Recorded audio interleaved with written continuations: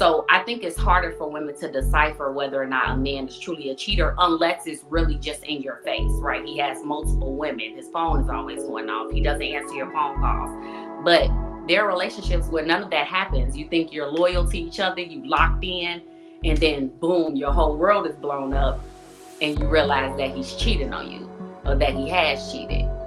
So it's not just as simple as like, don't date cheaters, you know? Yeah, I appreciate you, Ty. And maybe this is me looking at it from a male perspective. I know dudes, and I know you know dudes, and I know Pretty knows dudes that would cut off their left arm before they ever disrespect you in a relationship. Why I say date men that don't cheat is because it's interesting. It's like a dichotomy, right? That dude actually turns you off. You don't date him because he's easy. He's not, there's no conquer. You don't earn that. He just gives it to you. He lays the world in front of your feet. I'm speaking in general, not just you. Nobody feels safe to commit anymore. Men feel like marriage is a financial trap. Women feel like love is unstable and men can leave. Everybody's guarding themselves, but everybody still wants real love. So we ask them one question all night. What would make commitment feel safe again? I would say safe means you have that assurance that the person you choose to be with is going to be there for you and is going to make sure that you're good and pour into you. I don't believe that most of us feel that safety that we should. I believe that men are checking out because they're scared, and women are apprehensive because they don't believe that they'll be satisfied with what they get. I think it's what Trey said, assurance and also security. Knowing that someone's going to be there in good and bad times. I think nowadays people don't feel safe being in relationships because there is a lack of commitment in our, society. People don't want to stay in relationships for the longevity. When things go wrong, people usually want to dip and find something new, something shiny, something more exciting. So I would say I for the most part agree. I think the words assurance and security stick out to me when it comes to safety. What was the second part of the question? Did you say why? I'm just setting the baseline as far as what safe means to each person. Then I would agree with those definitions. I would say safety in a relationship looks like equitability to me. I don't think you're ever going to really be able to create a fairness, but I do believe that in this season, I would like to see more ladies and maybe even more men, depending on the dynamic, to like treat each other with like white glove service. If we're not going to work, we're going to separate. Let's do it amicably and not come for me, or try to deplete me, vice versa. That's what I think it looks like. It's an interesting question. I think it's so many layers to it, so many different aspects to safety. I'll just say, I think that a lot of men and also women are cautious of is them being able to give their entire self to somebody and know that that other person is going to give them 100% also. A lot of times you feel like you're prepared and you're ready to do everything and give everything to somebody, and you're just cautious of, is this person, going to give me everything also? Because a lot of people are givers and a lot of people were givers, and then they kind of, felt like based on their past, they had to kind of tone it down. But I think that's an aspect, and that was always one for me of, am I going to give too much and this person not, give in return, I'm not going to say equal to what I'm giving, but at least, like True said, something equitable. So go ahead, Willie. What does safe mean to you, brother? Lacking danger. I'm simple, but by definition of the word. So safe in a relationship isn't something that I think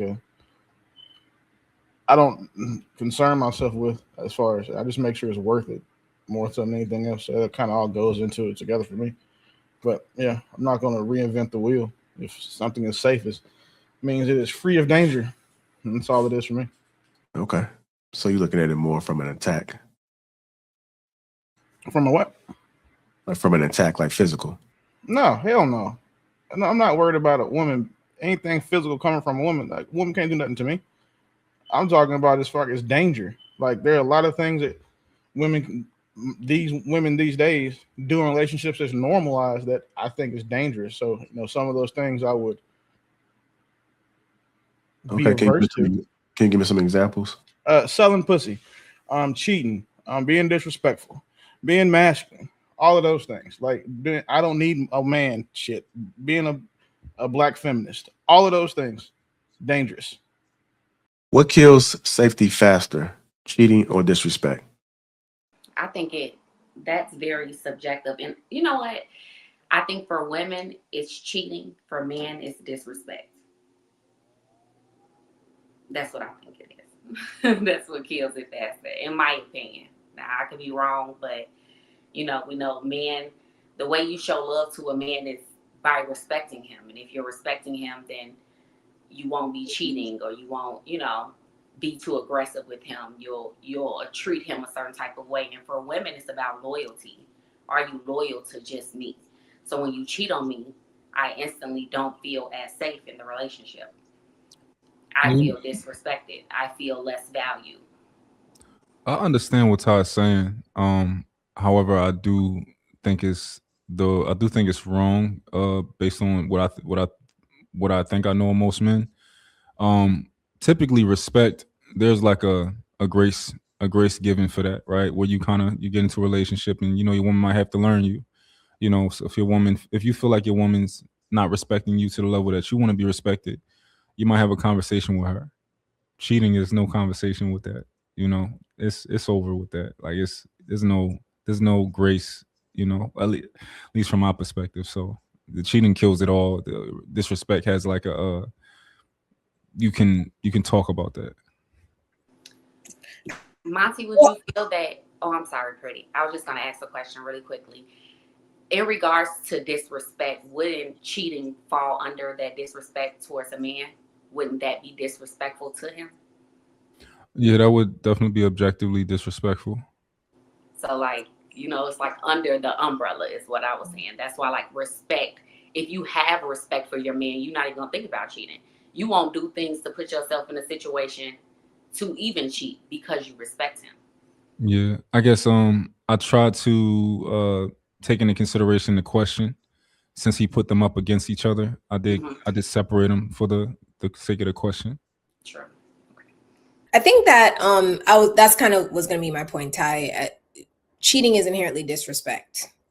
But cheating is an umbrella of many different things.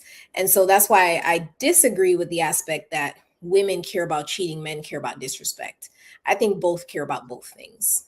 There's really no way to segment it, because I don't think women deal well with being just disrespected, and neither do men. And nobody wants you to break the vows of your relationship. So I have a hard time saying what breaks safety more, because prior to cheating, disrespect would enter the picture. Nobody is respectful and just cheats.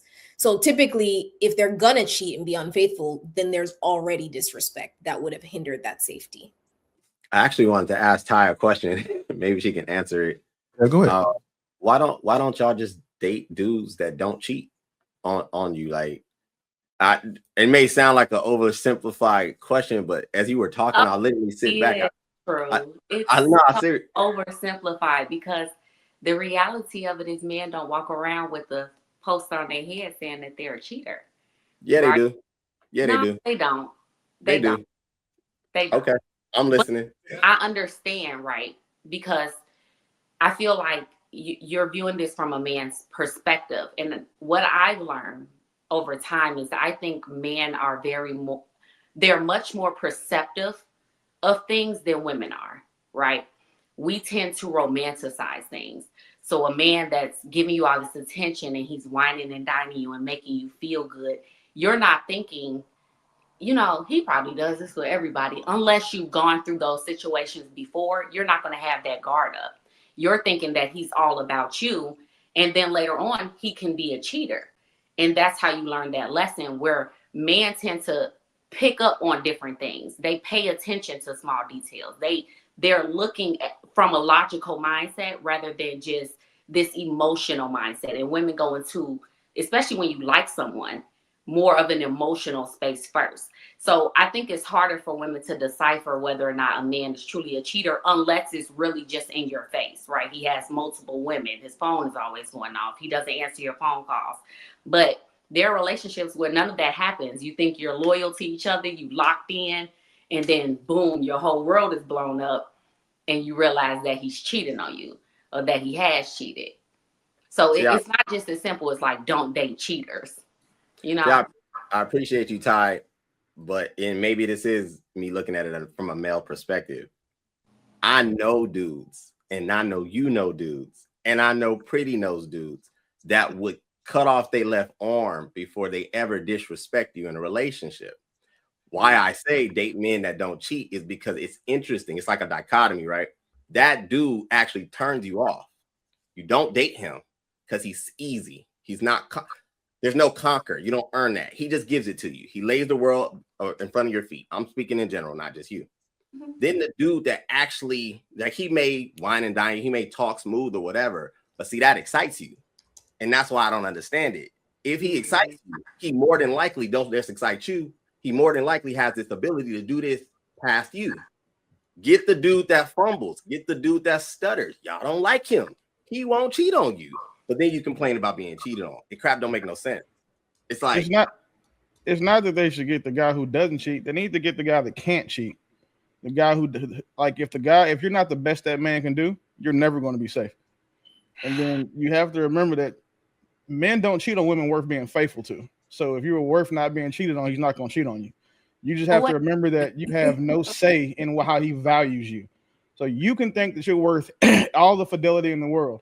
But if that man doesn't agree with you, if he doesn't give you the same, he doesn't assess your value at the same level, then he can think that, you can think you're worth it. He can like, okay, well, she's worth being faithful to until I can hit something better, until I'm bored, until I'm at this bachelor party, the stripper trying to give me some. It just all depends on what your value is to that man. And you have no control over that. Right. I agree. We have no control over what a man sees as valuable. Right. So you can be a good woman, you can be attractive, you can meet their needs and do everything that they need for you to do. But if they want to cheat, they're still going to cheat. Right. So I think it's so easy to speak from one perspective and be like, just don't date someone who cheats on you, or date someone where you're the best thing that they can get. Because you can be in a place where you meet a guy and you are the best thing that he can get. And then his life levels up. So that would make you not the best thing then. You have to stay the best thing. Why wouldn't they be the best thing? Because she was with you when you had nothing. Because that's not what matters to me. She was with you when you didn't have anything. So she's the best thing because she's the most valuable, meaning that she liked you for you. She's not the best thing. She's the safest thing. She's the most consistent thing. And that's what happens when men try to explain things to women. Y'all try to take what we're saying and give it back to us through your view or with your opinion. We're telling you how men look at it.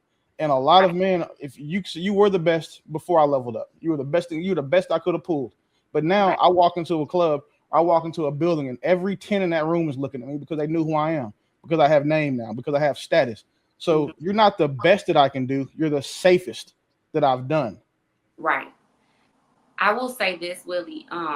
Just like you say, we take things and try to tell you what our perspective is, or we flip it. I feel like men do the same thing, but that's just how we're going to be able to communicate, because we can only speak from our perspective, right? Our view on the situation. But from what you just stated, there is no clear route then for a woman. At the end of the day, we will always get the short end of the stick. Whether we pick someone who we may be the best for, we got to hold him back and hope he never levels up, because then I'm not the best anymore. Well, I don't disagree with you saying that you guys are always going to be subjective to not being the best thing. But what you can do are make sure that you keep doing the things that he likes, the things he values in a woman, the things that'll bring him home at night. That's all you can do, is control what you can control. And if you can't, the things you can't even worry about. Because if one thing for certain, two things for sure, if a man doesn't want you, he's going to show you. He probably won't tell you, because men will stay unhappy for years, but he will show you that he's unhappy and that he doesn't want you. So you got to pay attention to that.